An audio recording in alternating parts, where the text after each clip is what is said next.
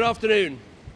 When I first stood here in Downing Street on that evening in May 2010, I said we would confront our problems as a country and lead people through difficult decisions so that together we could reach better times. It's not been an easy journey, and of course we've not got every decision right. But I do believe that today our country is much stronger. Above all, it was about turning around the economy. And with the deficit cut by 2/3, 2.5 million more people in work, and 1 million more businesses, there can be no doubt that our economy is immeasurably stronger. Politicians like to talk about policies, but in the end, it is about people's lives. I think of the people doing jobs who were previously unemployed. I think of the businesses that were just ideas in someone's head and that today are making a go of it and providing people with livelihoods. I think of the hard-working families paying lower taxes and getting higher wages because of the first ever national living wage. I think of the children who are languishing in the care system and who've now been adopted by loving families.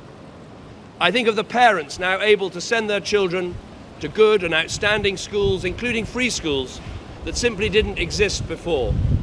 I think of over 200,000 young people who've taken part in National Citizen Service, the fastest growing youth program of its kind in the world, something that again wasn't there 6 years ago. I think of the couples who've been able to get married who weren't allowed to in the past. And I think of the people on the other side of the world who wouldn't have had clean drinking water, the chance to go to school, or even be alive, were it not for our decision to keep our aid promises to the poorest people and the poorest countries in our world. And we've used our stronger economy to invest in our health service. When I walked in there were 18,000 people waiting over a year for their operation. Today, it's just 800.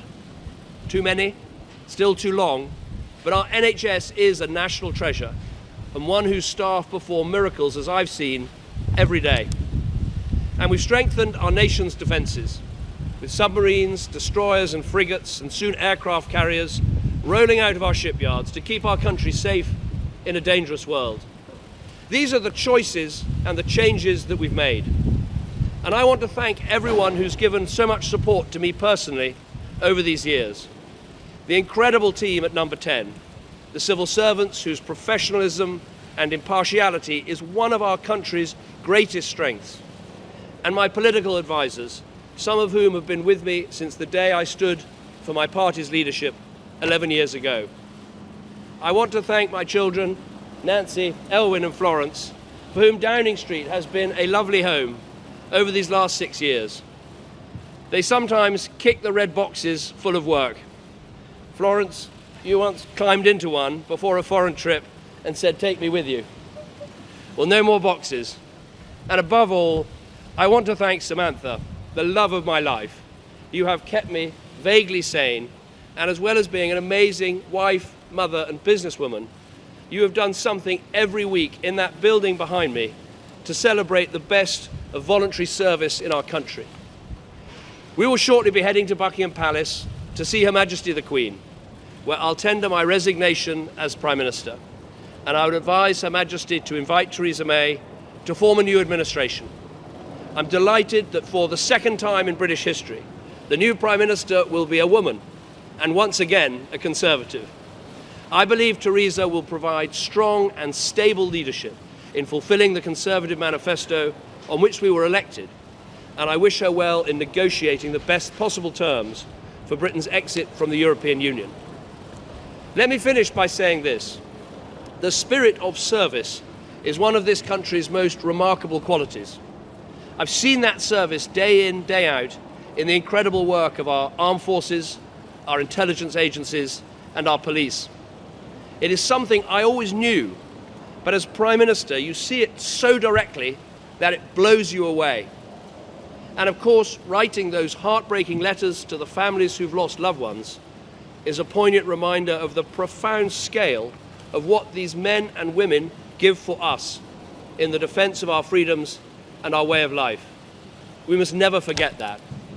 In a different way, I've seen the same spirit of service in the amazing contributions of countless volunteers in communities up and down our country who are making our society bigger and stronger.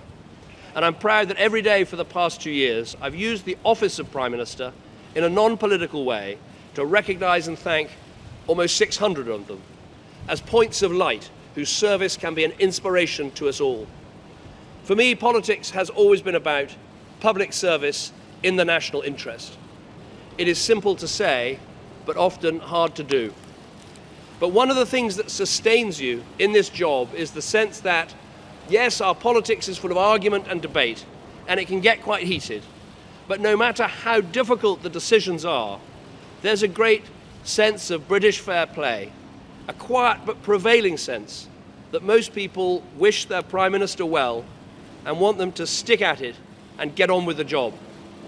So I want to take this moment to say thank you to all those who've written letters and emails offering me that support, people who I'll never get to meet and never get to thank personally. It has been the greatest honour of my life to serve our country as Prime Minister over these last 6 years, and to serve as leader of my party for almost 11 years. And as we leave for the last time, my only wish is continued success for this great country that I love so very much. Thank you.